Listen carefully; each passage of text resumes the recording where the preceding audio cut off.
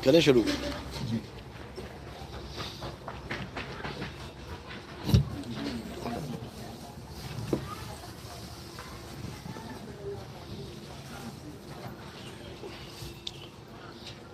साहिब बंदगी सतनाम। तो आज परमपिता परमात्मा की अपार कृपा से हिसार में बरवाला में ये मूल ज्ञान का प्रचार होने जा रहा है।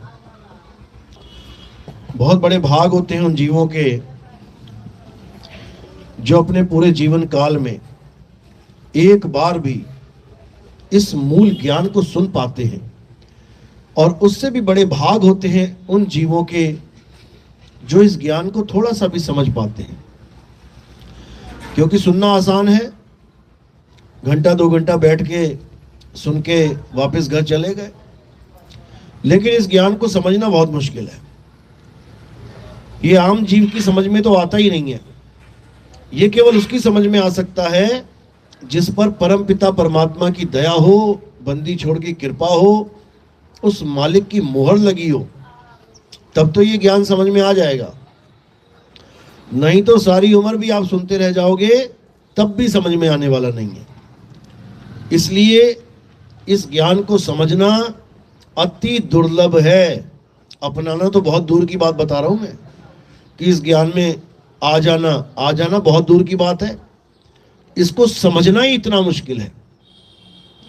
लेकिन गुरु की दया हो जाए, आपका विवेक जाग जाए, तो ये पानी की तरह समझ में आने लग जाता है। जैसे पानी बहता है ना फ्लो में, ऐसे एक एक बात समझ में आने लग जाती है, हर बात। लेकिन तब जब विवेक जाग जाए तब, अन्यथा नहीं आएगी। हमारे सत्संग सुनते लोग 5-5, 6-6 साल के बाद अब समझ में आ रहा है उन्हें कि मैं बता क्या रहा हूं। 6 साल हो गए सुनते हुए, लेकिन समझ में ही नहीं आता था क्या बोल रहा हूं मैं। ऐसी दया हुई मालिक की कि जैसे रुकी हुई गाड़ी, धक्का स्टार्ट कहते हैं जिसको, नहीं स्टार्ट हो रही है, मार रहा है सेल्फ, 2 घंटा हो गया नहीं हो रही है, लेकिन दया हो गई, किसी ने धक्का लगा दिया और स्टार्ट हो जाए। वही गाड़ी 200 की स्पीड में भागती है जो सेल्फ से स्टार्ट नहीं हो रही थी। इसी प्रकार ये बुद्धि, ये विवेक जिसमें जंग लग गया है, गुरु क्या करता है, इसके जंग को छुड़ा देता है, विवेकी बना देता है। और थोड़ा सा विवेक जगा नहीं, फिर समझ लो कि गाड़ी स्टार्ट हो गई है। उसके बाद वो उन गाड़ियों से भी रेस लगा सकती है जिनका सेल्फ बिल्कुल ओके है। ऐसी अवस्था बन जाती है। लेकिन ये सब होता है परमात्मा की कृपा से, मालिक की दया से। तो आज पूरा विवेक जगाएंगे, सत्य और असत्य का निर्णय करेंगे, असत्य को त्यागेंगे और सत्य को धारण करेंगे। तब समझो कि हमारा मनुष्य जन्म सफल होगा, अन्यथा जैसे आए वैसे ही चले गए, कोई फायदा नहीं। तो आज का सत्संग शुरू करने से पहले परमपिता परमात्मा के नाम पे जयकारा लगाएंगे और फिर सत्संग शुरू करेंगे। बोलिए परमपिता परमात्मा की जय हो, सतगुरु बंदी छोड़ कबीर साहिब की जय हो, सभी संतों की जय हो, सभी भक्तों की जय हो, आज के आनंद की जय हो, सकल हंस को बंदगी, साहिब बंदगी सतनाम। तो सबसे पहले हमें यह जानना है कि ये मनुष्य जन्म जो मिला है, ये कैसे मिलता है, कितना दुर्लभ है इसको प्राप्त करना। सफल तो बाद में करेंगे, पहले इतना ही पता लग जाए कि मिलता कैसे है। एक इंसान जन्म प्राप्त करने के लिए हमें 84 लाख योनियों का भ्रमण करना पड़ता है, 84 लाख जन्म बिताने पड़ते हैं, तब जाके केवल एक बार ये इंसान जन्म मिलता है। और वो आपको मिल चुका है, आपको मिल चुका है। अब ये कब मिलेगा? अगली बार 84 लाख योनियां भुगतने के बाद मिलेगा। कबीर साहब समझा रहे हैं वाणी में, 184 भुगत के और पौ पे अटके आए, अब की पासा ना पड़ा, तो फिर 84 जाए। 84 भुगत के आप आ तो गए यहां पे, अब क्या है, पौ पे अटके आए। अब आपके ऊपर जो माया का जाल बुन गया है, इसमें अटक गए आके। अब क्या करना है, इस माया के जाल को काट देना है। जो इस माया के जाल को काट देगा वो यहां से निकल जाएगा, और जो माया के जाल को नहीं काट पाया, वापस 84 में जाना पड़ेगा।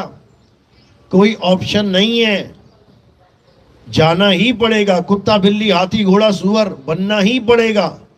शेरों के आगे हिरण बन के भागना ही पड़ेगा। मगरमच्छों के तालाब में पानी पीने जाना ही पड़ेगा। उसके बाद गर्दन पकड़ेगा तो खिंच के पानी के अंदर उतरना ही पड़ेगा। मरना ही पड़ेगा, बार बार, एक बार नहीं, अनंत बार। लेकिन चाहो तो इस जाल से निकल जाओ, चाहो तो इस दुविधा से निकल जाओ। कैसे निकलोगे? सतगुरु बंदी छोड़ कबीर साहब के मूल ज्ञान को समझ के। 2 प्रकार के ज्ञान बताए गए हैं। कबीर साहब ने भी 2 प्रकार के ज्ञान बताए हैं, और बाकी ग्रंथों में भी 2 प्रकार के ज्ञान हैं। कौन कौन से?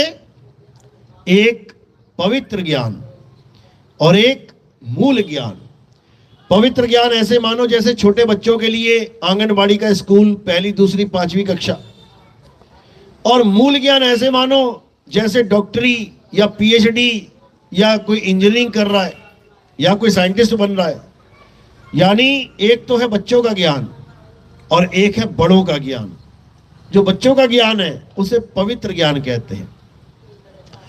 यानी उस ज्ञान को धारण करने के बाद तुम्हें एक पवित्र आत्मा की तरह ट्रीट करेंगे लोग। बोलेंगे कि ये लड़का बहुत धार्मिक है, ये सुबह सुबह मंदिर जाता है, चाहे आंधी हो, तूफान हो, बरसात हो, लेकिन ये मंदिर जाएगा। तो तुम्हें एक पवित्र आत्मा के रूप में लोग जानेंगे। कोई मुसलमान है कि भाई चाहे सूरज इधर से उधर उग जाए, लेकिन ये 5 टाइम की नमाज नहीं छोड़ता, करता है, तो वो एक पवित्र आत्मा कहलाता है। चाहे सिखों में चाहे ईसाइयों में जो भी धार्मिक क्रियाकलापों में लिप्त है, लोग उसको एक पवित्र आत्मा के रूप में जानते हैं। ये हो गया पवित्र ज्ञान। मंदिर, मस्जिद, गुरुद्वारे, चर्च, पूजा पाठ, हवन, यज्ञ, ये सब, नमाजें, कुराने, ये सब, गुरु ग्रंथ साहब पढ़ना, वाणियाँ रटना, वाणियाँ गाना, मंत्र जपना, चर्च जाना, प्रेयर करना, ये सब पवित्र ज्ञान में आता है। सब पवित्र ज्ञान में। तो मूल ज्ञान क्या है? मूल ज्ञान बिल्कुल अलग ज्ञान है। पवित्र ज्ञान में तुम हर चीज को पूजते हो, हर चीज की पूजा करते हो, यानी तुमसे भिन्न जो कुछ भी है उसी का ज्ञान प्राप्त करते हो। और मूल ज्ञान में तुम खुद से भिन्न हर चीज का त्याग करते हो। हर प्रकार के मंदिर, मस्जिद, गुरुद्वारा, चर्च सबको छोड़ देते हो। हर प्रकार की पूजा पाठ, हवन, यज्ञ, जो भी क्रियाएं बताई जाती हैं, सबको छोड़ दोगे। और क्या करोगे? मूल ज्ञान में खुद को जानोगे, खुद को। यानी तुमसे जुदा जो कुछ भी है उसको छोड़ देना है और खुद को जान लेना है। इसी को कबीर साहब कहते हैं कि जल में मीन प्यासी, मोहे देखत आवे हांसी, आत्म ज्ञान बिना नर भटके, कभी काबा कभी काशी। यानी आत्म ज्ञान को जाने बिना हर जीव कहीं ना कहीं भटक रहा है। अभी कोई त्योहार आ जाए, अभी कोई पूजा पाठ वाला त्योहार आ जाए, देखो डारे की डारे लोगों की भीड़, कहां जा रहे हैं ये? कोई इधर गली में भाग रहा है, कोई उधर गली में भाग रहा है। पूछो कहां जा रहे हो? पूजा करने जा रहे हैं, पाठ करने जा रहे हैं, ये करने जा रहे हैं, वो करने जा रहे हैं। यानी भगवान के नाम पे सब भागम भाग लगी हुई है। ये तो चलो गली मोहल्ले की बातें हैं। अभी यात्राएं चलेंगी, देखना 100-100, 150, 200 किलोमीटर लोग पैदल जा रहे हैं। उनको पूछो कहां जा रहे हो? भगवान की पूजा करने जा रहे हैं। इसी को कबीर साहब ने कहा, आत्म ज्ञान बिना नर भटके। ये भटके हुए लोग हैं जिनको पता ही नहीं है करना क्या है। जो कोई कुछ कहता जा रहा है उसको मानते जा रहे हैं। कोई कह रहा है इधर आ जाओ, इधर भगवान है, उधर चल पड़े। फिर थोड़े दिन बाद कोई और त्योहार आया, वो कह रहे उधर भगवान है, उधर चल पड़े। फिर थोड़े दिन बाद कोई और त्योहार आया, उधर की यात्रा करने चले गए। भटकते ही रह जाएंगे सारी उम्र। ये भटकना कब खत्म होगी? आत्मज्ञान बिना नर भटके। आत्मज्ञान, आत्मज्ञान का मतलब क्या होता है? आत्मज्ञान का मतलब राम जी, कृष्ण जी, हनुमान जी, अल्लाह, वाहिगुरु, गॉड नहीं होता। आत्मज्ञान का मतलब होता है खुद का ज्ञान। तुम्हें तुम्हारा ज्ञान हो जाए कि आखिर तुम हो कौन। आत्मज्ञान, क्योंकि आत्म शब्द जहां भी लग जाता है, कहीं पर भी आत्म शब्द लग गया तो सारा मैटर तुम्हारे ऊपर लागू हो जाता है। सारी बात तुम्हारे ऊपर आके टिक जाती है। जैसे कोई तुम्हें कहे कि कथा लिखो, किसी की भी लिख दो, लेकिन कोई कहे आत्म कथा लिखो तो किसकी लिखोगे? खुद की। कोई कहे हत्या कर दो, किसी की भी कर दो। कोई कहे आत्महत्या करो तो किसकी करोगे? खुद की। कोई कहेगा ये बंदूक ले रक्षा कर, किसी की भी कर लो। कोई कहे केवल आत्म रक्षा कर, तो खुद की करनी पड़ेगी। इसी प्रकार कोई कहे निर्भर हो जा तो किसी पे भी हो जा, और कोई कहे आत्मनिर्भर हो जा तो खुद पे निर्भर हो जा। आत्म शब्द जुड़ते ही सारा भाव ही बदल जाता है। आत्म शब्द जुड़ते ही सारे संसार से जुदा होके सारा मामला तुम्हारे ऊपर फिट हो जाता है। इसी प्रकार कोई कहे कि ज्ञान प्राप्त करो तो किसी का भी कर लो, और कोई कहे कि आत्मज्ञान प्राप्त करो तो किसका ज्ञान प्राप्त करना है? खुद का। आत्मज्ञान यानी खुद का ज्ञान। तुम्हें तुम्हारा ज्ञान हो जाए, इसे आत्मज्ञान कहते हैं। किसी और का नाम नहीं जपना, किसी और की पूजा नहीं करनी, किसी और के बारे में नहीं सोचना। किसके बारे में सोचना? अपने बारे में। किसकी पूजा करनी? अपनी पूजा। अपनी पूजा यानी ये शरीर की पूजा मत करने लग जाना। अपनी पूजा यानी अपने सत्य स्वरूप को जानो, वही उसकी पूजा है, वही तुम्हारा निज नाम है। इसी को साहिब कह रहे हैं, सत्य स्वरूपी नाम साहिब का, सो निज नाम हमारा। यानी हमारा निज नाम क्या है? सत्य स्वरूप। यही हमारा निज नाम है और यही साहिब का असली स्वरूप है। यानी अपने आप को जानना चाहते हो तो तुम्हें सत्य स्वरूप को जानना पड़ेगा। वो सत्य स्वरूप साहिब का भी है और आपका भी है। तो इसी को समझना है। तो कैसे समझेंगे? जब हमारे जीवन में भेदी सतगुरु आएगा, वो हमें समझाएगा सत्य स्वरूप क्या होता है। और हमारे जीवन में अगर जंतर मंत्र देने वाला कोई जपी तपी सन्यासी आ गया तो हमारा जीवन बर्बाद हो जाएगा। इसी को साहिब समझा रहे हैं कि मोको कहां ढूंढे रे बंदे, मैं तो तेरे पास में। यानी कहीं दूर नहीं हूं, दूर जाने की जरूरत है भी नहीं, बिल्कुल तुम्हारे पास। जैसे कोई पंखा चल रहा है और करंट कितनी दूर है उससे? बिल्कुल भी दूर नहीं है, बिल्कुल पास में है उसके। कोई बल्ब जल रहा है तो जलते हुए बल्ब में करंट कितनी दूर है? बिल्कुल पास में है उसके, कहीं जाने की जरूरत नहीं है। अपने पास ही खोजना है उसे, जपना नहीं है। जपने में चले गए तो जीवन बर्बाद हो जाएगा। इसलिए साहिब ने कहा, ना मैं जप में, ना मैं तप में। ना तो कोई जप करना है, ना ही कोई तप करना है। अब लोग इस दुविधा में पड़ जाते हैं कि नितिन दास कह रहा है कि कोई जप नहीं करना, और सारे बाबा A to Z दुनिया में कह रहे हैं कि जप करना है। तो ये अकेला ही सही हो गया, बाकी सारे झूठ हो गए। इस दुविधा में पड़े हैं लोग, जबकि उनको नहीं पता कि यही सत्य है। यही सत्य है कि जप नहीं करना है, क्योंकि अकेला नितिन दास नहीं बोल रहा है, ये कबीर साहब भी बोल रहे हैं। कबीर साहब की वाणी है, ना मैं जप में, ना मैं तप में, और ना मैं व्रत उपवास में। तो मैं अकेला थोड़ी नहीं बोल रहा हूं, कबीर साहब भी बोल रहे हैं, लेकिन तुम्हें समझ में नहीं आ रही, वो तुम्हारी दुविधा है। कबीर साहब एक जगह नहीं कई जगह बोल रहे हैं, 52 अक्षर जोरे आन, सक्या न अक्षर एक पहचान। यहां पर भी बोल रहे हैं कबीर साहब कि 52 अक्षरों के द्वारा बड़े बड़े नाम बना लिए तुमने, मंत्र बना लिए, बड़े बड़े पैराग्राफ बना लिए, रट रहे हो उसको। बड़े बड़े ग्रंथ बना लिए, बड़ी बड़ी कविताएं बना ली, बड़े बड़े काव्य बना लिए, बड़े बड़े श्लोक बना लिए, और रट रहे हो दिन रात उसको। तो क्या कर रहे हो? 52 अक्षरों को तो जोड़ रहे हो। 52 अक्षर जोरे आन, सक्या ना अक्षर एक पहचान। सत्य का शब्द कबीरा कहे। यानी कबीरा क्या बोल रहा है? कौन से शब्द की बात कर रहा है? सत्य शब्द की।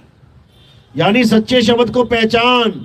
सत्य का शब्द कबीरा कहे, पंडित होए सो अनुभय रहे। पंडित जन को एव व्यवहार, और ज्ञानवंत को तत्व विचार।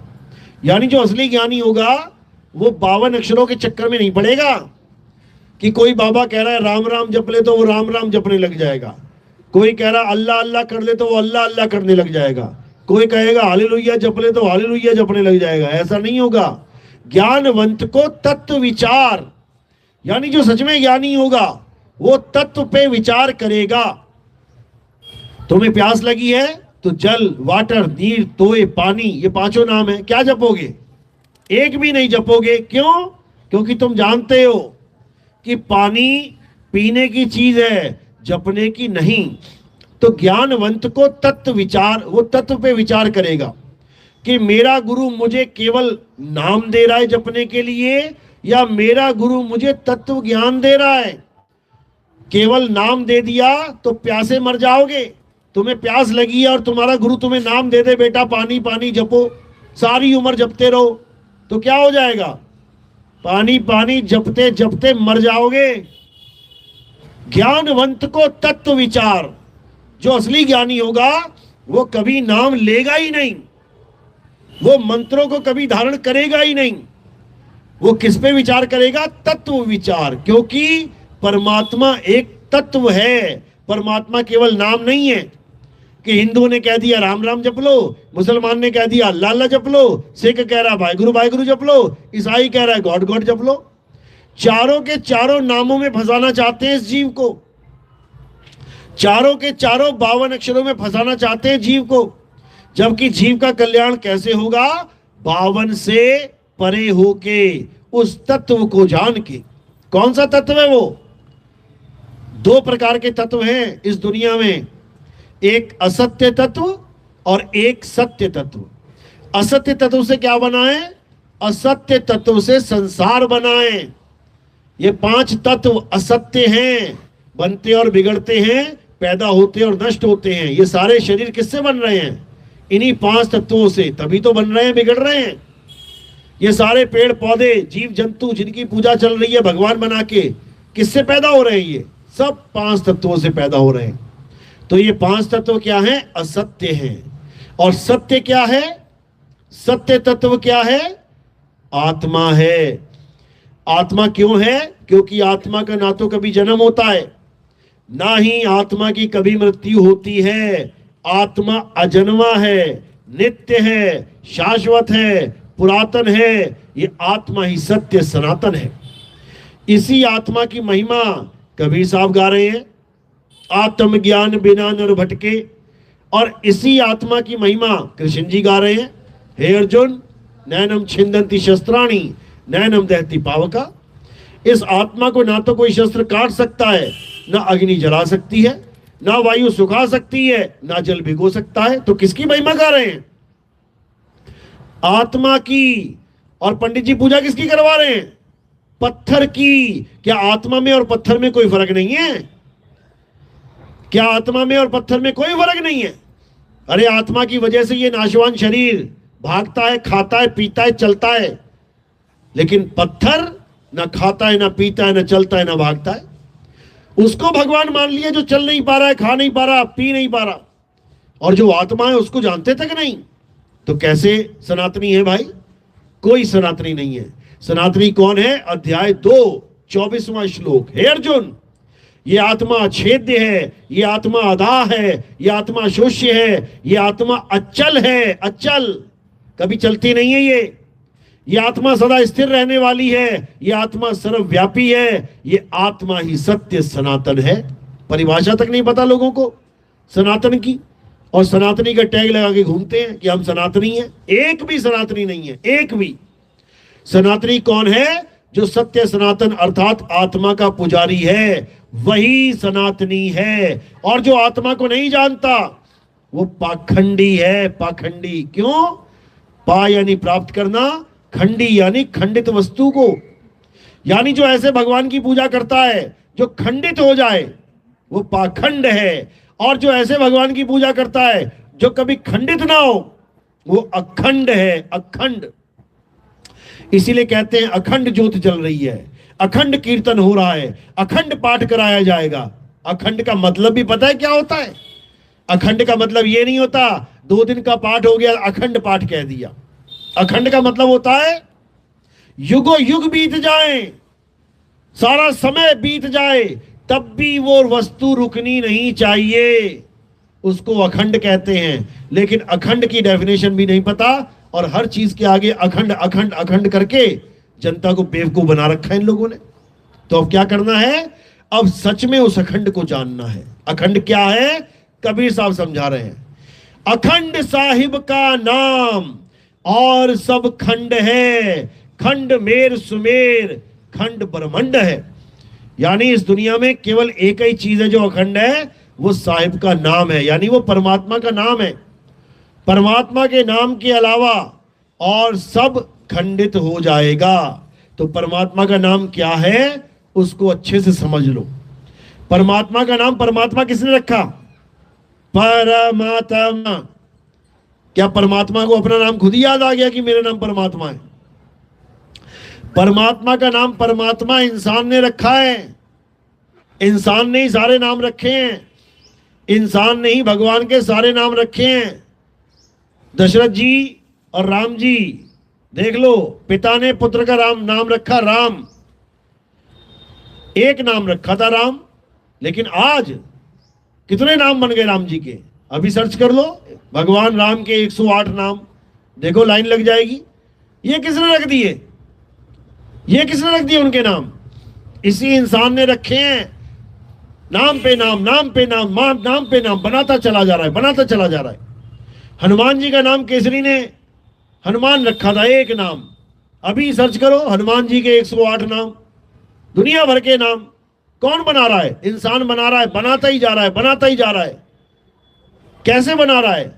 अक्षरों के द्वारा। इंसान के हाथ में अक्षर लग गए हैं और उन अक्षरों से वो बनाता ही जा रहा है। जैसे इंसान के हाथ ईंट लग गई, ईंट लगी, उसके बाद देखो बिल्डिंगें बनाता ही जा रहा है, बनाता ही जा रहा है। ईंट खत्म कर दो तो सारी बिल्डिंगें खत्म। इसी प्रकार इंसान के हाथ में जो अक्षर लगे हैं, अक्षर लग गए, अब सब कुछ बनाता ही जा रहा है, नाम रखता जा रहा है, मंत्र बनाता जा रहा है, वेद पुराण लिखता ही जा रहा है, गीता भागवत लिखता ही जा रहा है। अक्षरों से ग्रंथ भर डाले इसने। केवल ये 52 अक्षर हटा दो, आ ई का खा गा, सारे नाम, सारे ग्रंथ, सारे भगवानों की पूजा पाठ, सारे हवन यज्ञ, सारी चालीसा, ये सब खत्म हो जाएगा। किसकी वजह से अस्तित्व में? 52 अक्षरों की वजह से। इसीलिए कबीर साहब ने समझाया कि 52 के जंजाल में अरे फंस गया ये संसार, सिमरन 52 का करे कैसे लागे पार। करना था सिमरन आत्मा का, और किसका करने लग गया? अक्षरों का। अभी कोई भगवान की बात करे कि चलो पूजा करते हैं तो क्या उठा लोगे? आरतियां उठा लोगे, 52 अक्षर तोते की तरह रटने लग जाओगे। जबकि भगवान की पूजा करने का मतलब है कि आत्मदेव को पूजो, आत्म तत्व को जानो, उस परम तत्व को जानो जिसकी वजह से तुम सारे ग्रंथ लिख रहे हो, जिसकी वजह से तुम सारे काम कर रहे हो, जिसकी वजह से तुम यहां आके बैठे हो, जिसकी वजह से यहां से उठ के घर चले जाओगे। किसकी वजह से? आत्मा की वजह से। ये शरीर कैसे चढ़ के आया ऊपर तक? आत्मा की वजह से। ये शरीर घर से कैसे निकल के आ रहा है? आत्मा की वजह से। ये शरीर कैसे हमारा सत्संग सुन रहा है? आत्मा की वजह से। ये कैसे देख पा रहा है? आत्मा की वजह से। कैसे जयकारे लगा रहा है? आत्मा की वजह से। सब कुछ कर रहा है आत्मा की वजह से, सब कुछ जान रहा है आत्मा की वजह से, और आत्मा को ही नहीं पहचान रहा कि आत्मा होती क्या है। 24 घंटे आत्मा आपके साथ है, 24 घंटे। ऐसा तो नहीं है कि 1 घंटे के लिए बाजार घूमने चली जाती छोड़ के। चली गई ना, वहीं गिर जाओगे, ढेरी हो जाओगे। 1 घंटे में तो राम नाम सत्य कर देंगे लोग तुम्हारा।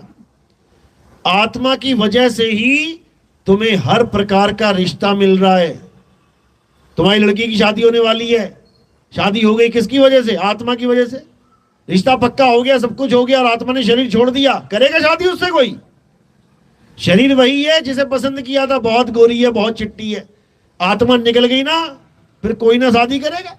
शादी कर भी ली और आत्मा निकल गई तो कोई ना रखेगा साथ में कि 1 हफ्ता रख लेता हूं अपनी बीवी को अपने साथ। उसी दिन जय हो करवा देंगे तुम्हारी। उसी दिन पहुंच जाओगी शमशान और आग के ऊपर रख दिया जाएगा। जो कुछ भी हो रहा है आत्मा की वजह से।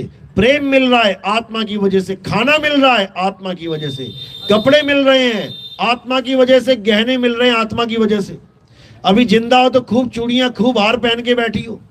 जैसे ही शरीर छूट जाएगा आत्मा छोड़ देगी, एक एक अंगूठी निकाल ली जाएगी, एक एक बिछिया निकाल ली जाएगी, सारे हार उतार लिए जाएंगे, कानों के कुंडल उतार लिए जाएंगे, नाक की नथनी तक नहीं छोड़ेगा कोई, बिल्कुल किनारे कर दिया जाएगा, मिट्टी का ढेर समझ के बिल्कुल किनारे।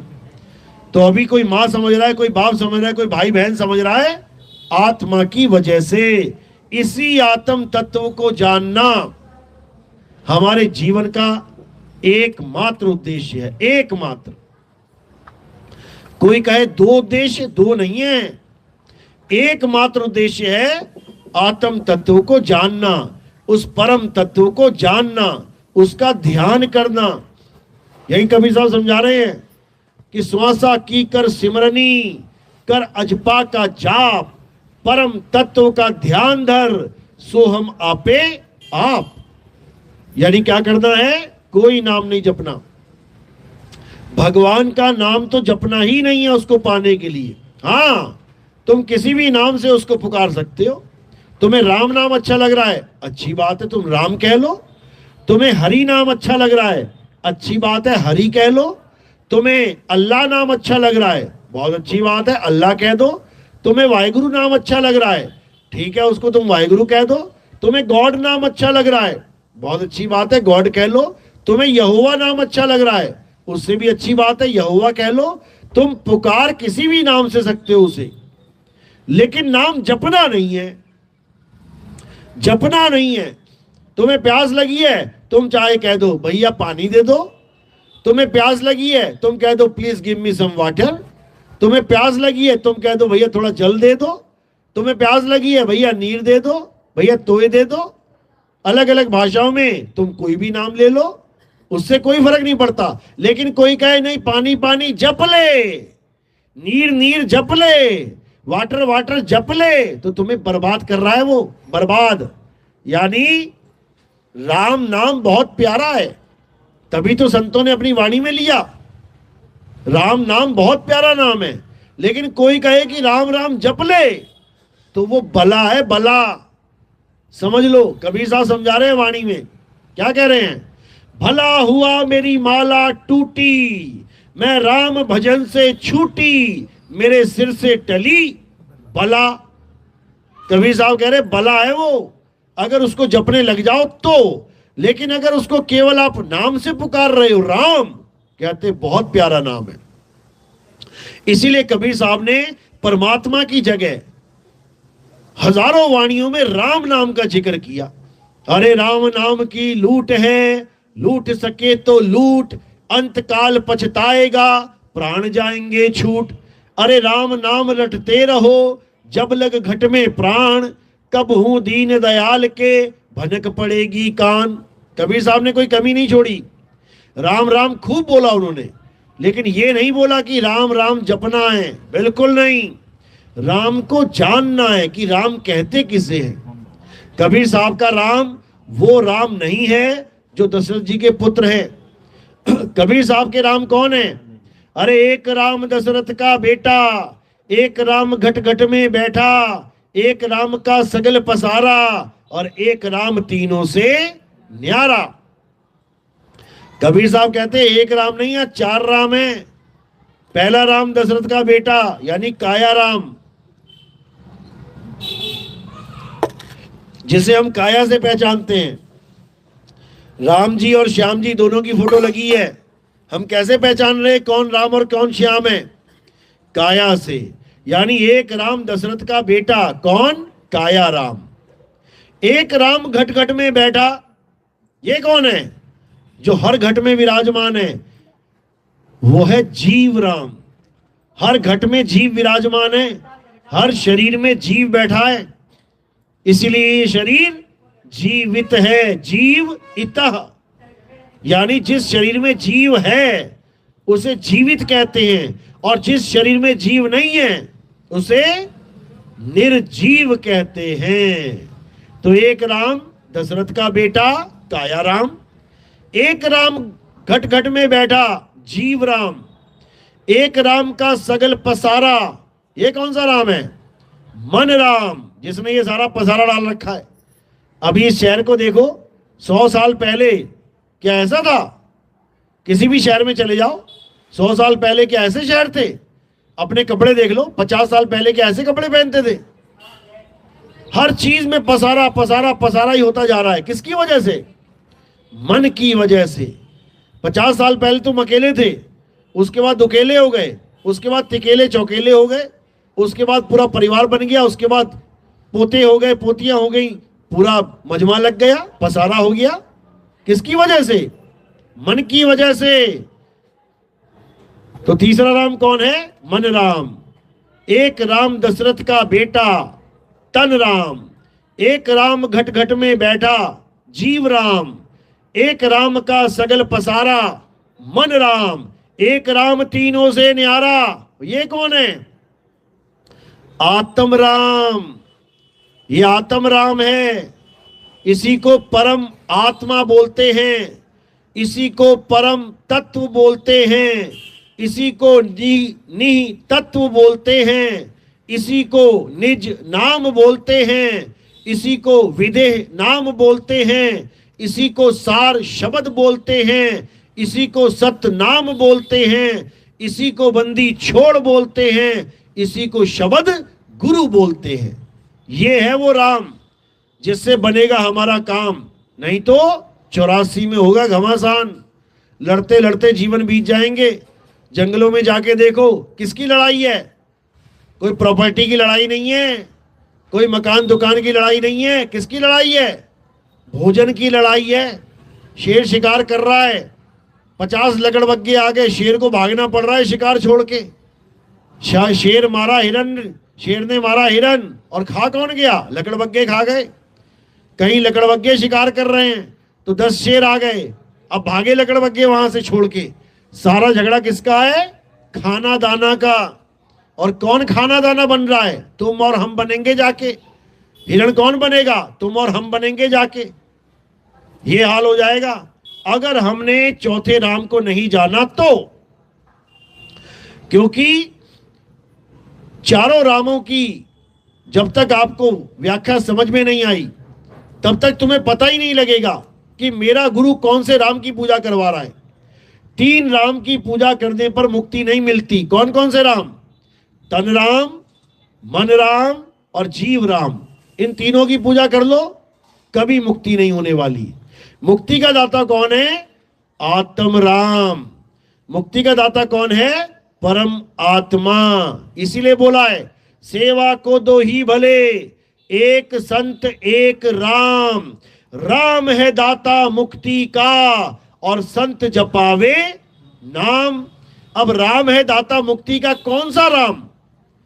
लोगों को समझ में नहीं आता कितने राम है, तो एक कोई फिट कर देते हैं हर जगह कि राम जी करेंगे बेड़ा पार। अरे भाई, एक राम नहीं है, 4 राम है यहाँ पे, और 4 राम में से 3 राम बेड़ा पार नहीं कर सकते। चौथा राम ही बेड़ा पार करेगा, तभी कल्याण होगा। तो कबीर साहब ने कोई कसर नहीं छोड़ी बताने में, लेकिन अज्ञानी जीव बेचारा समझ ही नहीं पाया, तो करे क्या। इसीलिए कबीर साहब ने बोला, आदि नाम हम भाग सुनाया और मूर्ख जीव समझ नहीं पाया। कि आदि नाम भाग भाग के समझा समझा के थक गया मैं, लेकिन ये मूर्ख जीव समझ ही नहीं पा रहा है। इसको पत्थर में और आत्मा में फर्क ही नहीं लग रहा है। कृष्ण जी कह रहे हैं, आत्मा को जान, आत्मा को जान, आत्मा की पूजा कर, आत्मा को पहचान। और ये पत्थर से नहीं छुड़ा पा रहा है अपनी जान, तो कैसे बात बनेगी। अध्याय 3 17वां श्लोक बिल्कुल क्लियर कर दिया गीता में।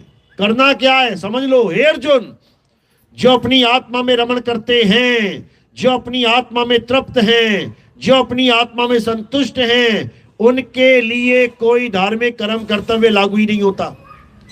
उनको किसी भगवान की पूजा नहीं करनी, उनको किसी देवी देवता की पूजा नहीं करनी, उनको कोई पितरों का भोजन नहीं करवाना, उनको कोई हवन यज्ञ पूजा पाठ, कोई भी परिक्रमा, कुछ नहीं करना। कोई मस्जिद में नहीं जाना, कोई गुरुद्वारे नहीं जाना, कोई चर्च नहीं जाना। हर प्रकार के कर्म कांड से, हर प्रकार के पूजा पाठ से बिल्कुल न्यारे हो जाना है। और क्या करना है।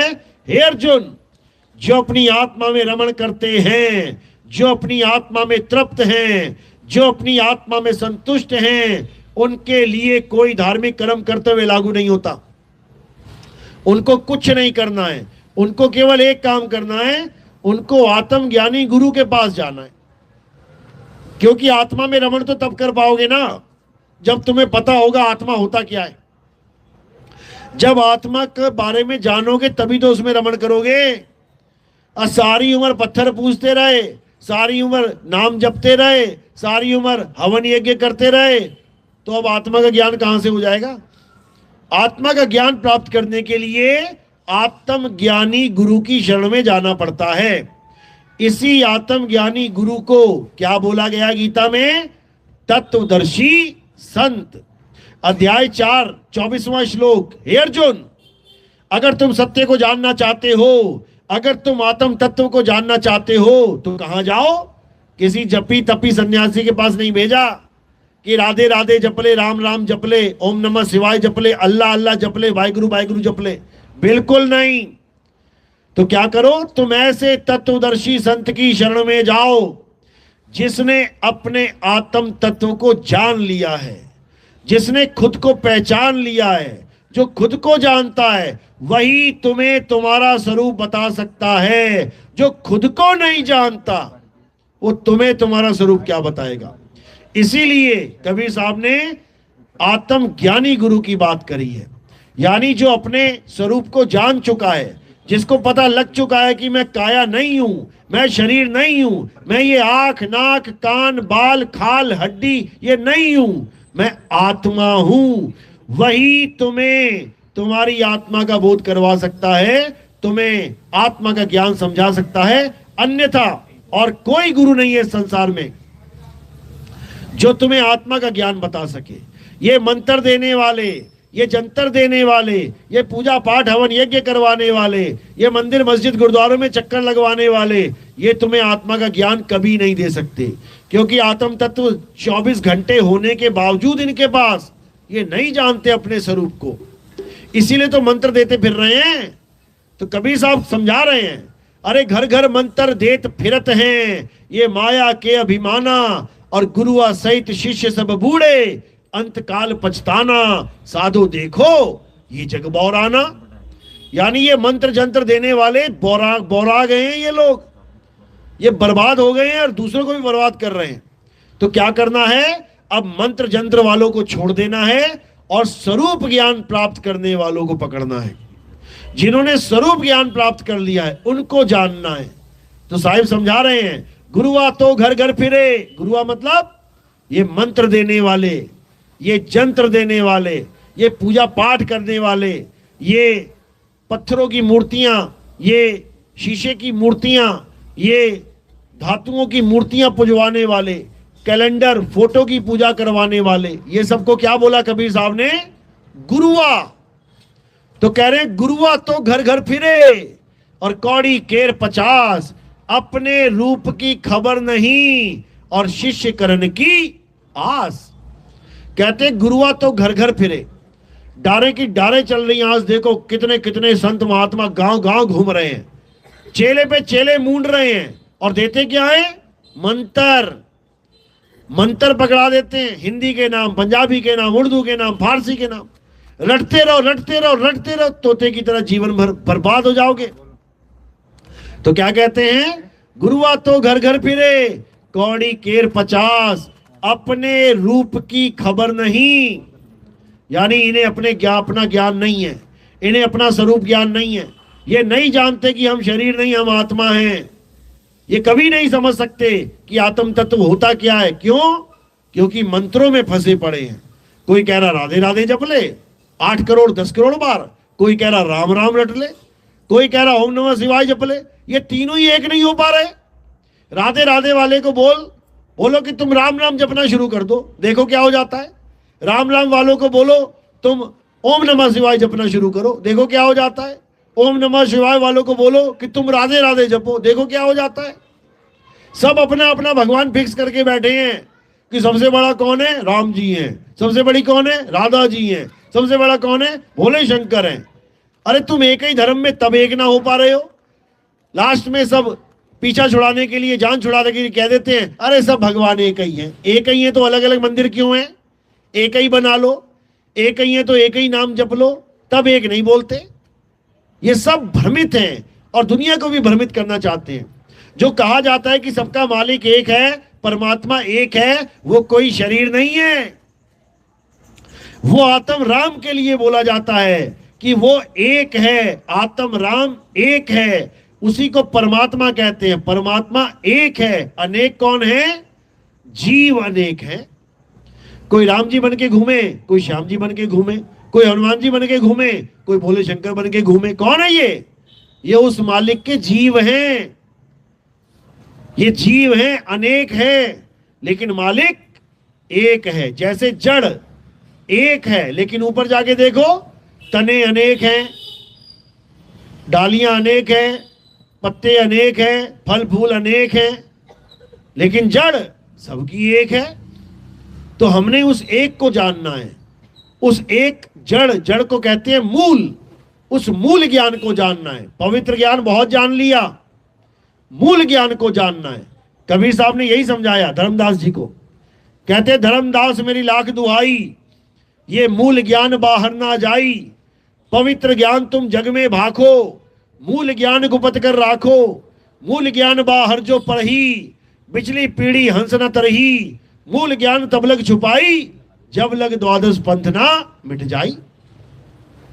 आज हम बरवाला में बैठे हैं। इसी बरवाला में एक आश्रम है रामपाल जी महाराज का। इसी को 12वां पंथ कहा है कबीर सागर में, कि जो 12वां पंथ है वो कौन है? हंस मुनि एक दूत है जो इस दुनिया में आएगा, दुनिया को बहुत ज्ञान समझाएगा, बहुत बड़ी बड़ी बातें करेगा, बड़े चमत्कार सुनाएगा। आ जाओ मेरे पास, कैंसर ठीक हो जाएगा, कैंसर का बाप भी ठीक हो जाएगा। आ जाओ मेरे पास, किडनियां ठीक हो जाएंगी, लीवर ठीक हो जाएगा, ये ठीक हो जाएगा, वो ठीक हो जाएगा। फिर कहते हैं फिर थोड़े दिनों के बाद वही कबीर बन बैठेगा कि मैं ही परमात्मा हूं, मैं ही कबीर हूं। देख लो, वाणी बिल्कुल सत्य है, वाणी झूठी हो ही नहीं सकती। संतों की वाणी कभी झूठ हो ही नहीं सकती। आज यही चल रहा है। आज उनको भगवान बना के पेश किया जा रहा है। क्यों? 600 साल पहले वाणी दर्ज है, लिखा हुआ है सब कुछ, क्या क्या करेगा, कैसे करेगा। कैसे झुठला देंगे? नहीं झुठला सकते। लेकिन उसमें यह भी लिखा है कि 12वें पंथ के बाद क्या होगा, उसके बाद 13वां पंथ चलेगा। 12 पंथ काल फुरमाना, भूले जीव न जाए ठिकाना। 13वें पंथ हम ही चले आए, सब पंथ मेट के एक पंथ चलाएं। ये भी लिखा उसमें। यानी कि 12वें पंथ के बाद, यानी रामपाल जी महाराज के बाद, एक ऐसा दिव्य ज्ञान इस दुनिया में उजागर होगा जो सारे धर्मों को, सारी जातों को, सारे पंथों को, सारे संप्रदायों को, इस पूरी मानव जाति को एक कर देगा। वो एक कर देगा और फिर कलयुग में सतयुग का आगमन हो जाएगा। कलयुग में सतयुग का आगमन हो जाएगा। वो समय आ गया है जब कलयुग में सतयुग आएगा। इसके बारे में बाइबल में भी बोला गया, कुरान में भी बोला गया, वेदों में भी बोला गया, पुराण में भी बोला गया। इसके बारे में कबीर सागर में भी बोला गया, गुरु ग्रंथ साहब में भी बोला गया।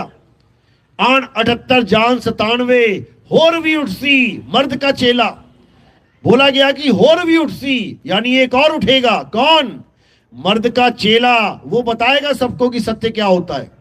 ये सारी वाणियां पहले से दर्ज हैं, लेकिन समय अब आना था तो आ गया। अब का समय क्यों चुना गया? क्योंकि आज आप एक जगह बैठे बैठे पूरे संसार में कोई भी बात फैला सकते हो। बाबा नानक को पूरे संसार में पैदल चलना पड़ा, जगजीवन महाराज को पूरे संसार में पैदल चलना पड़ा, बड़ी बड़ी यात्राएं, खतरनाक यात्राएं करनी पड़ी, बड़े बड़े लोगों का, डाकुओं का, चोरों का सामना करना पड़ा। इसलिए परमात्मा ने इस कलयुग में ये सतयुग चुना, ताकि इंटरनेट के दौर में, आज देखो इंटरनेट तुम्हारे जेब में घूम रहा है, एक बात बोलो लाखों करोड़ों लोग एक ही बार में सुन सकते हैं। इसलिए परमात्मा ने ये युग चुना और इसीलिए परमात्मा ने इंटरनेट के युग में इस सत्य ज्ञान का प्रचार का जो संदेश दिया कि एक जगह बात चलेगी और पूरे संसार में फैल जाएगी। इसी को साहिब ने बोला, घर घर होगा बोध विचारा। घर घर यानी एक ऐसा कोई घर नहीं बचेगा जहां ये बोध विचार नहीं चलेगा। आने वाले समय में जैसे कोरोना आया था ना, पहले हर तरफ एक ही बात चल रही थी, कैसे बचेंगे कैसे बचेंगे, हाय मर गए हाय मर गए। किसी को याद नहीं आ रहा था कि मेरी सैलरी क्यों नहीं बढ़ रही है, किसी को याद नहीं आ रहा था मेरी दुकान क्यों नहीं चल रही है, किसी को याद नहीं आ रहा था मेरा प्लॉट किस भाई ने कब्जा कर लिया क्यों नहीं छोड़ रहा है। कुछ याद नहीं आ रहा था। क्या याद आ रहा था? बचेंगे कि नहीं बचेंगे, मरेंगे कि बचेंगे, बस यही बातें चल रही थी। अगर कोरोना हो गया तो कैसे बचेंगे, बस इसी प्रकार अभी आगे भी एक ऐसा समय आने वाला है जब इसके अलावा कुछ बचेगा ही नहीं कि करे तो करें क्या। और उस समय ये सत्संग हर घर में बजेगा, गांव गांव में बजेगा, हर सत्संग घर घर में सुनाई देगा। लोग कान बंद करेंगे तो पड़ोसी और आवाज तेज कर देगा। ऐसा समय आएगा जो नहीं सुनना चाहता उसको भी सुनना पड़ेगा। ये ऐसा सत्संग, ऐसा समय आ चुका है। ये कलयुग में सतयुग आके रहेगा, इसको कोई रोक नहीं सकता। याद रखना इस बात को। और कलयुग में सतयुग का मतलब ये नहीं है कि तुम्हें ब्रह्मा जी, विष्णु जी, महेश जी दिखाई देने लग जाएंगे, ऐसा नहीं है। कलयुग में सतयुग का मतलब है कि इस अन्याय के युग में, इस घोर कलयुग में, इस असत्य के युग में तुम्हें सत्य का ज्ञान हो जाएगा। और जिसको सत्य का बोध होता जाएगा वो कलयुग में सतयुग में आता जाएगा। वो कलयुग में रहता रहता सतयुग में रहेगा, वो सतयुग में ही जीवन जी रहा होगा। और जो कलयुग को नहीं पार कर पाएगा, सतयुग में नहीं आ पाएगा, वो वापस उन्हीं 4 युगों में वापस चला जाएगा और युगों युगों नाना प्रकार की योनियों में भ्रमण करता हुआ, महा दुख को पाता हुआ बार बार जन्मेगा, बार बार मरेगा। इसमें कोई शक नहीं है। तो अगर इन चीजों से बचना है, बार बार जन्म मरण से बचना है, तो क्या करना है? कबीर साहब समझाते हैं, अरे बचना चाहो काल जाल से तो चीनो शब्द हमारा, और कहे कबीर अमर कर राखूं जो निज होए हमारा। कहते हैं अगर काल जाल से बचना है, यानी बार बार किसी माँ के गर्भ में पैक हो जाते हो जाके, फिर बाहर निकलते हो, फिर अपने आप को बड़ा बड़ा सेठ, बड़े बड़े डॉन मानने लग जाते हो, बड़े बड़े आदमी मानने लग जाते हो, फिर मर जाते हो, फिर किसी माँ के गर्भ में जाके पैक हो जाते हो। ये बार बार होते होते तुम्हारे जन्मों जन्म बीत गए, जन्मों जन्म बीत गए तुम्हारे। अब भी अगर अकल नहीं आई तो याद रखना अगली माँ का गर्भ इंतजार कर रहा है तुम्हारे लिए। यहां से निकलोगे और सीधे माँ के गर्भ में पैक हो जाओगे जाके। तो इसलिए साहिब कह रहे हैं बचना चाहो काल जाल से चीनो शब्द हमारा, और कहे कबीर अमर कर राखूं। अमर, अमर कैसे होंगे? क्या इस दुनिया में कोई अमर हो सकता है? क्या इस दुनिया में कोई अमर है? ब्रह्मा विष्णु महेश भी अमर नहीं है। पढ़ के देख लेना जीवनी उनकी, श्रीमद् देवी भागवत महापुराण पढ़ लेना, उसमें तुम्हें पता लगेगा कैसे वो पैदा होते हैं, कैसे उनको तिरुभाव में डाल दिया जाता है, यानी समाप्त कर दिया जाता है, फिर पैदा कर दिया जाता है। क्यों पैदा किया जाता है? संसार को चलाने के लिए। इन तीनों को ड्यूटी दी जाती है, 3 ड्यूटियां हैं इनकी। ब्रह्मा जी पैदा करते हैं, विष्णु जी पालन करते हैं, शंकर जी संहार करते हैं। जब दुनिया बनानी होती है इन तीनों को भी बना दिया जाता है, और जब दुनिया का संहार करते हैं तो इनको भी हटा दिया जाता है। समझो, तो इस दुनिया में तो कोई अमर हो नहीं सकता। ब्रह्मा जी से वरदान मांगे गए राक्षसों द्वारा, ब्रह्मा जी मुझे अमर कर दो। वो कहते हम खुद अमर नहीं है, तुझे कहां से कर दें? इस दुनिया में कोई अमर नहीं है। तो कबीर साहब क्यों कह रहे हैं? कहें कबीर अमर कर राखूं जो निज होए हमारा। क्यों बोल रहे हैं कबीर साहब कि मैं तुम्हें अमर कर दूंगा? इस दुनिया में कोई अमर हो ही नहीं सकता। तो वो क्या करते हैं? वो तुम्हें इस दुनिया से ही निकाल देते हैं और कहां भेज देते हैं? अमर लोक में भेज देते हैं। ये कौन सा लोक है? मृत्यु लोक। ये मृत्यु लोक है। इस लोक में जो भी आ गया उसको मृत्यु होनी है, बच नहीं सकता। इस दुनिया में जो पैदा हो गया वो पक्का मरेगा, बच नहीं सकता। तो बचने के लिए क्या करना पड़ेगा? इस लोक को ही छोड़ना पड़ेगा। बचना चाहो काल जाल से। काल जाल क्या है? मृत्यु लोक ही काल जाल है। ये तुम्हें मकान, दुकान, ये बड़े बड़ी बिल्डिंगें दिख रही है ना, ये क्या है? ये उन लोगों के घर है जिनको फांसी की सजा हो चुकी है।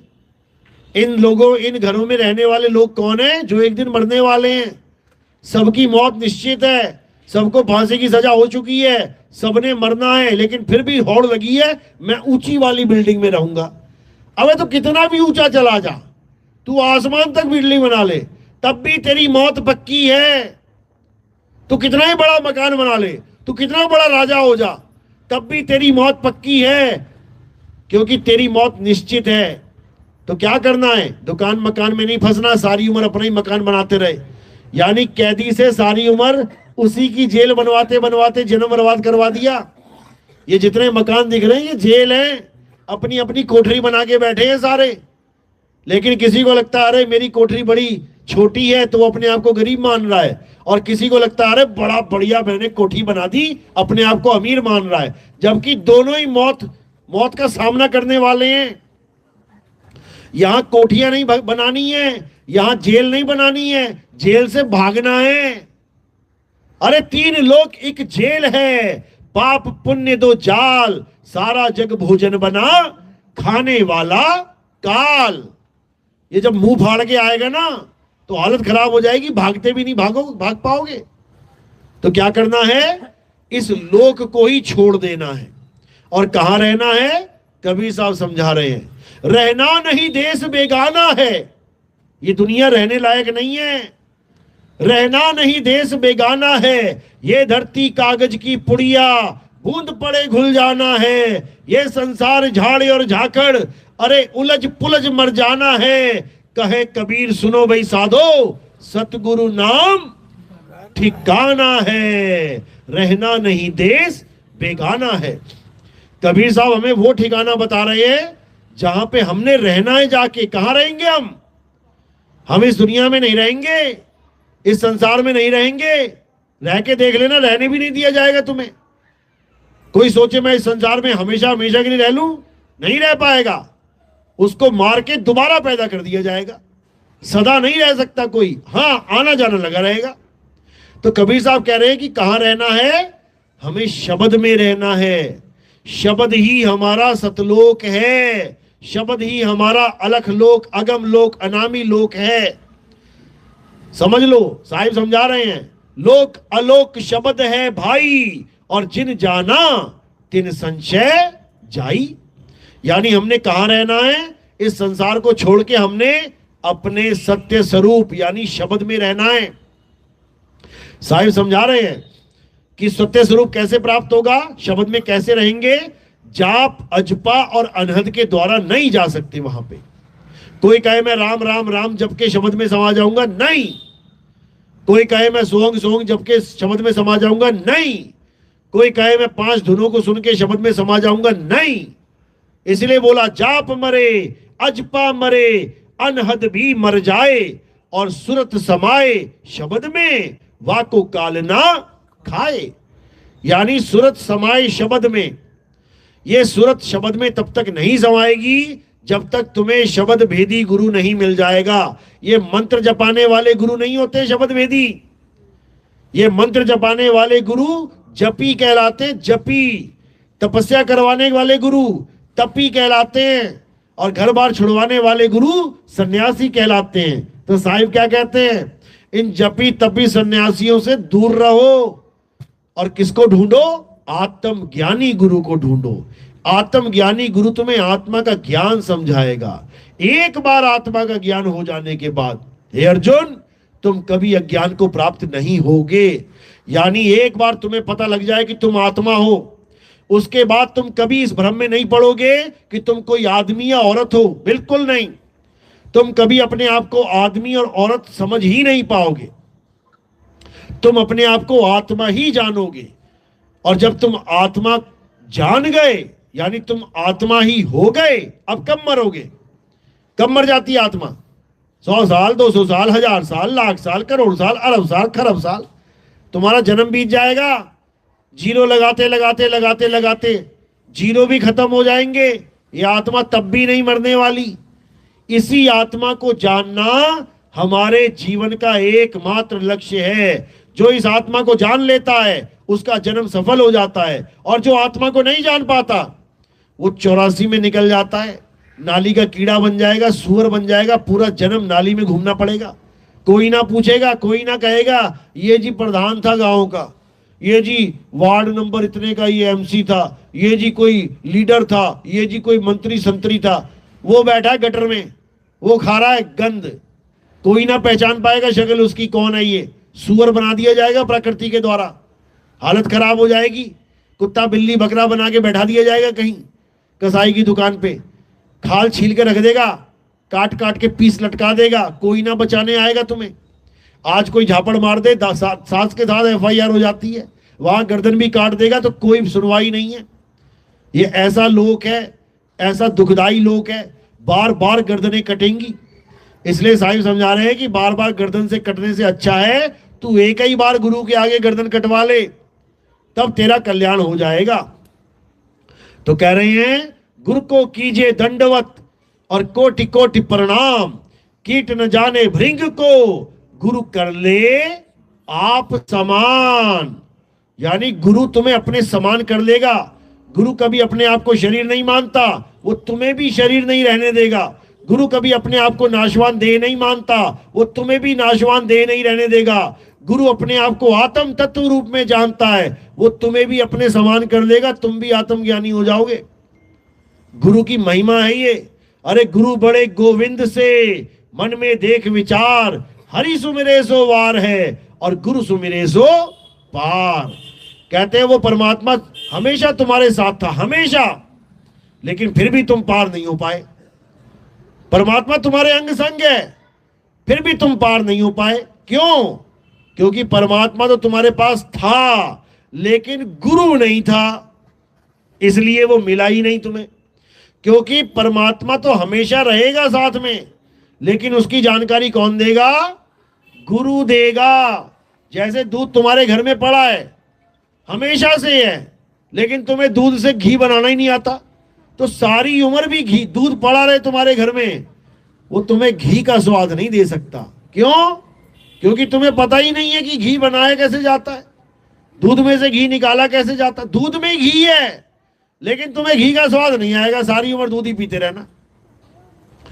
लेकिन जब गुरु मिल जाएगा तो वो बता देगा कि दूध से घी कैसे निकाला जाता है। अब घी निकालते निकालते तुम्हारे पास और भी 36 आइटम आ जाएंगी। कौन कौन सी? दही भी आ जाएगा, मठा भी आ जाएगा, मक्खन भी आ जाएगा, खोआ भी आ जाएगा, पनीर भी आ जाएगा। सब कुछ सीख जाओगे, क्योंकि घी बनाते बनाते सब कुछ निकल जाता है उसमें से। तो ये सब कब हुआ? जब तुम्हारे जीवन में गुरु आया। गुरु का मतलब ये नहीं है कि तुम ब्रह्मा विष्णु महेश की पूजा छोड़ के गुरु जी की पूजा करने लग जाओ। तुम ब्रह्मा विष्णु महेश की फोटो हटा दो और गुरु जी को भगवान मान लो। ये काम नहीं होता गुरु जी का। भगवान बनने नहीं आते गुरु जी। गुरु जी तुम्हें भगवान बनाने आते हैं, समझ लो। गुरु तो पहले से ही भगवान है, उसको तुम क्या भगवान बनाओगे? गुरु तुम्हें भगवान बनाने आता है। सोई जाने ज्यो देई जनाई और जानत तुम ही होई जाई।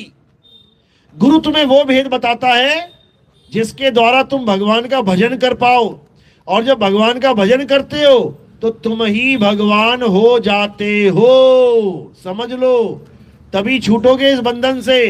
कहो जीव बने बने छूट जाओगे, नहीं छूट पाओगे। तुम्हें जीव से जगदीश होना ही पड़ेगा, तभी तुम इस भवसागर से निकल पाओगे। गरीबदास जी महाराज समझा रहे हैं, अरे कोटि तो ब्रह्मा भय और कोटि भय ईश, साहिब तेरी बंदगी से ये जीव हुए जगदीश। यानी तुम्हें ही जगदीश बनना पड़ेगा।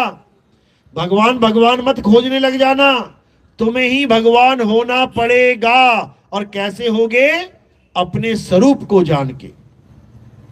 इसी को गुरु ग्रंथ साहब में बोला गया, तो ही मोही मोही तो ही अंतर कैसा, कनक कटिक जल तरंग जैसा। जैसे सोने से कंगन बनाया गया, अब अज्ञानी क्या कह रहा है? वो सोने का बिस्कुट है और ये कंगन है। और ज्ञानी क्या कह रहा है? अरे दोनों ही सोना है, दोनों ही सोना है। यानी तेरा मेरा स्वरूप एक है, बस अज्ञानता की वजह से अनेक हो गया है। तो अब क्या करना है? अब अपने स्वरूप ज्ञान को जानना है, अपने सत्य स्वरूप को पहचानना है। जो अपने सत्य स्वरूप को पहचानता जाएगा वो इस कलयुग में सतयुग में आता जाएगा। इस कलयुग में रह के भी वो सतयुग में जिएगा और उसका कल्याण हो जाएगा। बोलिए परमपिता परमात्मा की सदा ही जय हो। साईं बंदगी सतनाम। मेरी बात समझ में आ रही है कि वैसी हवा में जा रही है? किस किस के समझ में आ रही है? हाथ खड़ा करो।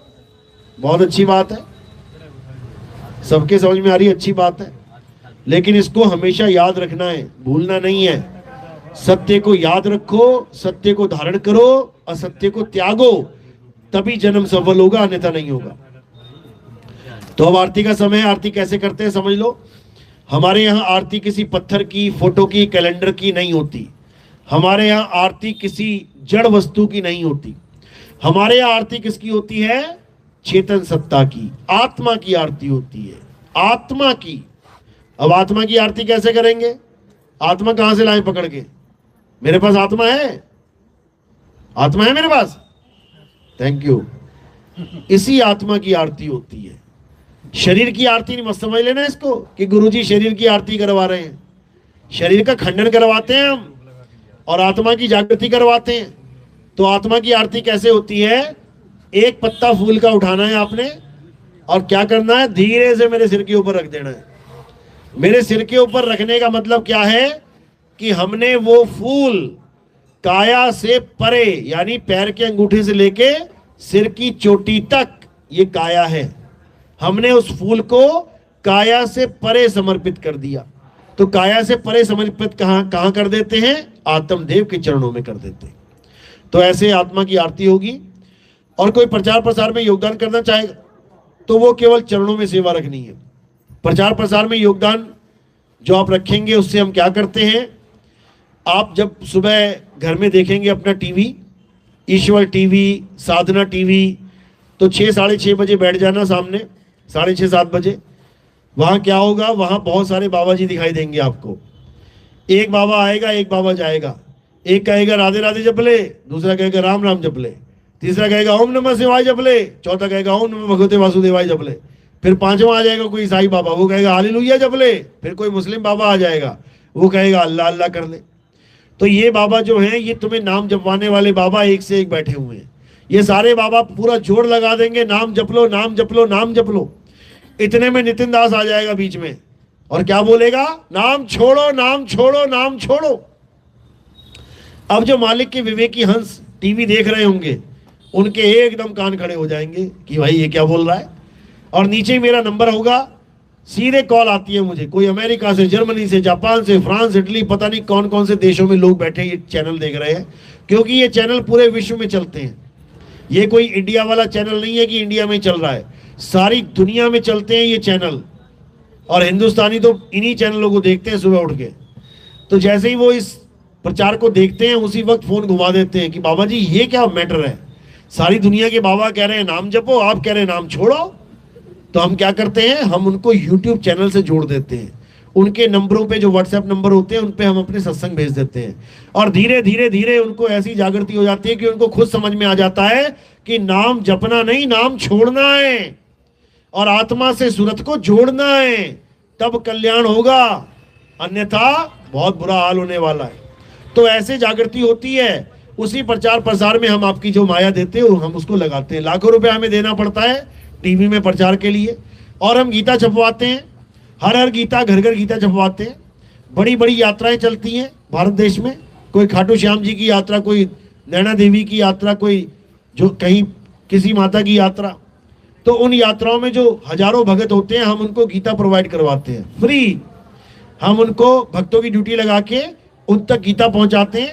हमारी गीता मात्र 10 रुपए की होती है, लेकिन हम उनको फ्री बंटवाते हैं ताकि उनको ये समझ में आए कि जिस परमात्मा को ढूंढने के लिए वो इतनी बड़ी बड़ी यात्रा कर रहे हैं, रास्ते में एक्सीडेंट हो जा रहे हैं। देखो कांवड़ यात्रा जाती है, कितने कितने भाई लोग जाते हैं, और क्या होता है, ट्रक पलट गया, ट्राली फट गई, ऐसा हो गया, वैसा हो गया, और घर में खबर आती है कि आपका लड़का मारा गया। तो क्या खुशी की लहर दौड़ती है क्या? बहुत खुश हो जाते हैं।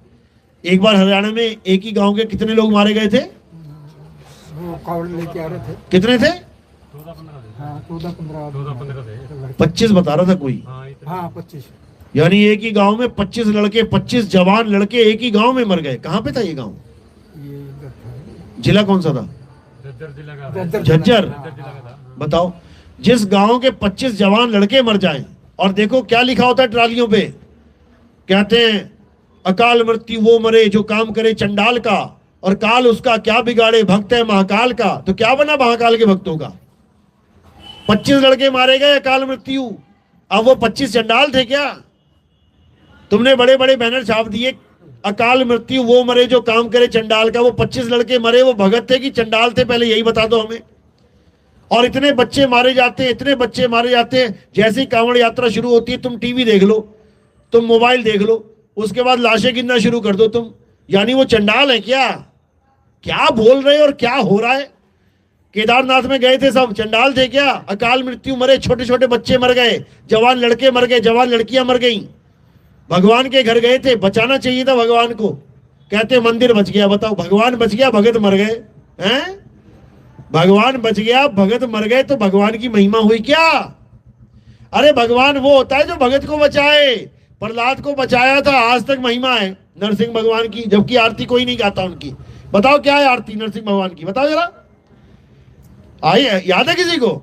एक को भी याद नहीं होगी, एक को। लेकिन आज तक महिमा गाई जा रही है कि भगत प्रहलाद को बचा लिया, एक बंदे को बचाया केवल, तो इतनी बड़ी महिमा है। और लाखों को मरवा दिया, तब भी नहीं समझ में आ रहा है।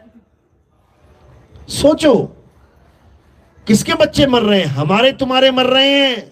कौन मार रहा है? ये काल मार रहा है। ये काल की मौज लगी हुई है। काल को पसीना कब आएगा? जब अकाल की पूजा शुरू हो जाएगी। इसलिए सिख भाई कहते हैं सत्य श्री अकाल। सत्य श्री काल महाकाल नहीं कहते वो लोग, वो अकाल के पुजारी है, वो महाकाल के पुजारी नहीं है। समझो, हमें गलत रास्ते पे चला दिया गया है। एक तो भगवान बना के पूजो, और किसकी पूजा हो रही है? काल महाकाल की। अरे अकाल की पूजा करो, जो काल से भी बड़ा है उसकी पूजा करो, जो तुम्हें अमर कर देगा उसकी पूजा करो। तब समझ में आए कि भक्ति क्या होती है। जो संहार की ड्यूटी जिसकी लगा के बैठे हो, तुम उसी की पूजा कर रहे हो। शंकर जी का क्या काम है? इस सृष्टि का संहार करना। किसका? तुम्हारी माँ का, तुम्हारे पिता का, तुम्हारे बच्चों का। जितने एक्सीडेंट होते हैं, जितने लोग मरते हैं, कौन संहार करता है उनका? शंकर जी करते हैं। जो संहार कर रहा है, तुम उसी को भगवान मान के बैठे हो। समझो बात को। परमात्मा दया का सागर है। कहते तू प्यार का सागर है। बताओ, गाने गा रहे हो तू प्यार का सागर है, और उसके बाद संहार का काम भी दे दिया उसको। फिर कह रहे हो मारने वाला है भगवान बचाने वाला। मारने वाला और बचाने वाला एक होता है क्या? तुम्हें कोई गिरा गिरा के मार रहा हो, खूब मार रहा हो, वही बचाने वाला है क्या? अरे कोई और आएगा बचाने के लिए? मारने वाले तो मार ही दिया पीट पीट के। कसाई बकरे को काट रहा है, तो कसाई बकरे को बचाएगा भी क्या? कोई और आएगा, कहेगा ले पैसा ले 5000, बकरा छोड़। तो बचाने वाला मारने वाले से बड़ा होता है। दोनों एक नहीं होते। बेवकूफ बना दिया तुम लोग को इन लोगों ने। तो अब क्या करना है? अब सत्य को जानना है डंके की चोट पे, और सत्य को अपनाना है डंके की चोट पे। बोलिए परमपिता परमात्मा की सदा ही जय हो। साहिब बंदगी सतनाम सतनाम।